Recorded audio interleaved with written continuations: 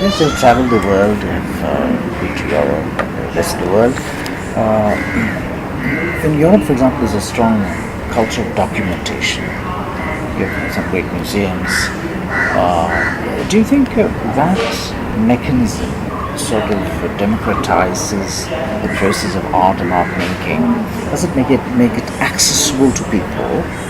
And why is it that we do not probably have this serious culture of documentation, or is it developing at the moment as we speak? See, I see it as a kind of big future in our maybe next step of growing. That the power of documenting. Because see, incidentally, we are sitting inside a space which is David Hall, where Van Riedt lived, and he was one person who was initiated Hortus Malabaricus. It's one of the biggest manual on Ayurveda, which was a kind of a wealth of knowledge which was available to everybody, but it took an effort to understand it, at the same time translate it for a better consumption. See how it democratizes. The moment it gets translated, translation is like a big way of democratizing things. Because see, Kunniputtan Thamburan, for instance, why he is known as the Pachamalayalathan Pachan, it is because he took the initiative to kind of translate Sanskrit into Malayalam, and he wrote aggressively in Malayalam, and he made it available to people. See, one has to kind of take a lead to translate certain things into context. That is what we did with Amar Kanwar's work. Amar Kanwar's work was also kind of almost a translation into a local context.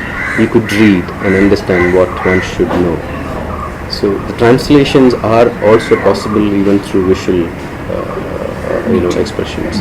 So that's what it does. We say that there is no language for visual art, but one can always argue there is a language of understanding it. So they might. So that, I think, these are some of the. We should take great care in documenting and archiving what one is doing. The problem is we have never learned the value of human rights. First of all, just forget about even archiving what virtue and value we have. But we as a society has never even learned the value of human rights, and forget about the other things. So we have to inculcate certain values into society, then they will value what a human being is produced. If you don't have the value for the life, then where does the value for the something which is produced? So that's the system which we are living in. So we need to kind of think a little bit more beyond to kind of to understand the assets. We all say that we are worth millenniums. We have knowledge system which is beyond imagination. But all those things we have sustained. But when it comes to our recent times, I think we have messed it up.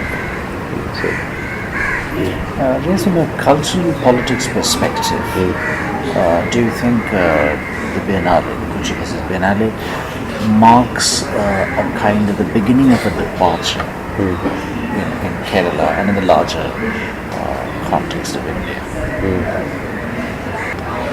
I would see it from different angles. In one angle, I would say that when a system invests a lot of time and money into something, we have got in recent history itself, we have people talk about something like Bilbao in Spain. People talk about Middle East, what is happening there. See, these are all kind of an effort to build a cultural consciousness to bring or change a space. But in that context of regenerating or or generating an interest among people, or making them understand the value of sight, I think Kochi Muziris Biennale has done a kind of a unique intervention, because we've not built anything new. We've not built anything new in terms of infrastructure. We've not wasted of taxpayers' money on building a structure to kind of put anything. What we have done is that we have revived a hidden history. We've revived a great bank of knowledge. We've revived a sense of belonging to a site. We made the community pride, and we also recycled the available spaces, the architectural spaces. So, see, that is one way the Biennale has contributed to a historic site without actually tampering or displacing anything or anybody. So that is, I think, I would see that.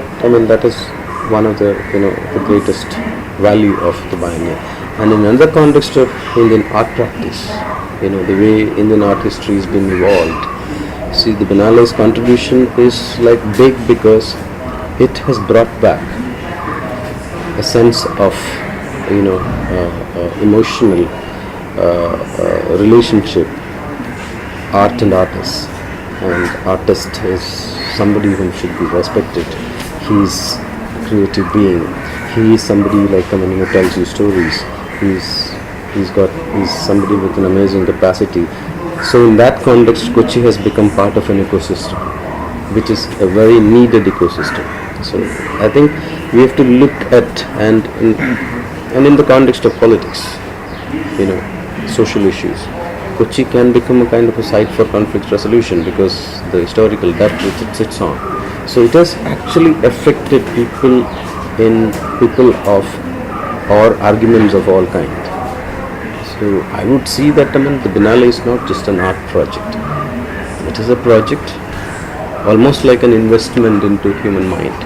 That where the human imagination can be, the new way of generating much more interest, because we live in a time technology has advanced, but sometimes we don't know how to implement that technology.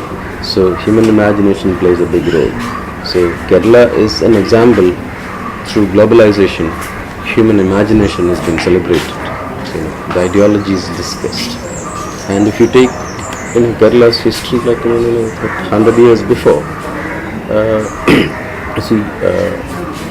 some of the social reformers, if you really look at what they fought for, of something of the relevance of their time, they fought against caste, they fought against religion, they fought against disparities in society. See, that is what to some extent gave way to communism to enter here, because there was a kind of a social code which was available for them to kind of enter as an alternate voice in the global political premise, and Kerala adopted it, and it was it's an amazing feeling, because this was also a time, a space that at the time of the social reformers, Vivekananda said it's a madhouse. Within few years, we have a communist government ruling it, and that communist government brought in several kind of social reforms in a society. It lifted people, and to some extent that whoever came into power alternatively had to kind of follow that tradition of equality, so it's an interesting kind of space to also study that. It's a society which gave a lot of importance to education. It's a society which gave a lot of importance to kind of knowledge in that sense. So I think we have to kind of look at it in all those contexts. What we have contributed to the world is also, to some extent, I would say in the recent years, I would say the biennial is the recent contribution to the world. You have to look at it like that. Yes, it's quite tempting to see the Biennale into becoming an institution or institutionalizing it. What do you mind, are your thoughts on about institution building? Is there a temptation to fall into that trap, or is it a trap at all? Personally, I'm not in favor of making this into an institution. Actually, because I have huge respect for institutions, the way it have evolved. But the time which we are in, it can be a site of learning with a changing character. It should change cyclically the way every biennial will change. It should follow a new imagination and new, with a new resonance with the time, and it should always implement newness which is required for the time. So sometimes an institution, when you start with a certain mandate, you're sometimes forced to kind of stand by that to accommodate and establish that.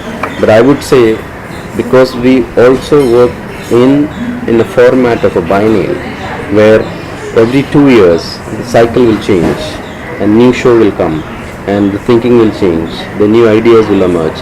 So the biennial's format itself, which is not an institutional format, would be an adopted model even to run an educational platform for taking the biennial into the future.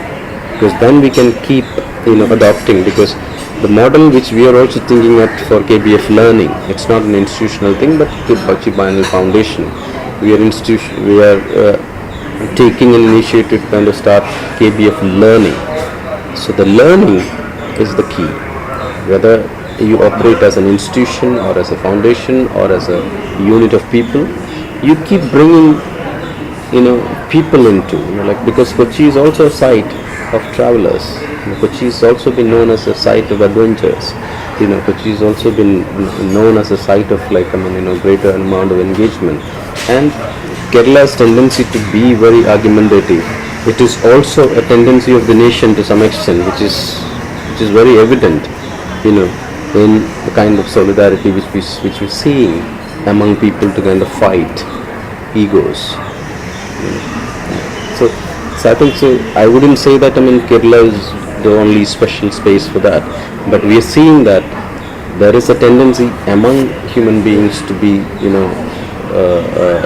to fight for one's own values. So it's important to kind of look at it like that. Art, obviously, we spoke about it a short while ago, but art doesn't probably stand in isolation. Two parts of this question. Yes. One is, do you think the KMB site is a political site? One. Number two, what to your mind is the emerging aesthetics of that politics that you see resonating with the KMB site? See, KMB is a project which is a mix of relevant things. I wouldn't say that KMB is a kind of a political site only. KMB is a site of engagement, and KMB will be a site of argument. KMB should be a site where artist autonomy is protected. So I wouldn't say that KMB has a political agenda in place. KMB has a mission in place, which is also part of the commitment, to the time which we live in, which is aesthetical, which is very much related to the system which we are in. KMB has a responsibility to kind of be part of new infrastructure. KMB is interested in thinking about even making a better life for people here. So it is a kind of a collective group where we have people of different disciplines with great experiences. The space where we are sitting, it belongs to George Dominic, who runs a cultural institution here now, which started even much before the biennial came in here. We had people in Kochi who've been engaged here, with Anup and Dori, who's been running Kashi Art Gallery, which supported a lot of people. So there are institutions which were part of Kochi stream, and the Biennale as a site specific project, we have social responsibility to the people which we are living around. So it cannot be just purely with a kind of a radical political intent. It has to accommodate everybody. It has to say a kind of truth which is the relevant one of our time. So I think we are fortunate that we have a very good group of people working in the foundation, as we've got good members of trustees in the organization. At the same time, we've made ourselves available in a gradual process, because we had to fight a lot to kind of reach at this stage. So gradually there is an acceptance to it. So that acceptance is not just like by saying wawa to us. It is also coming through suggestions and advices and like recommendations and all those things to kind of make the organization much more stronger, because they all believe that this project can become like one of the best internationally, because of the historicity of the site, because of our own contemporary history. So I think, I wouldn't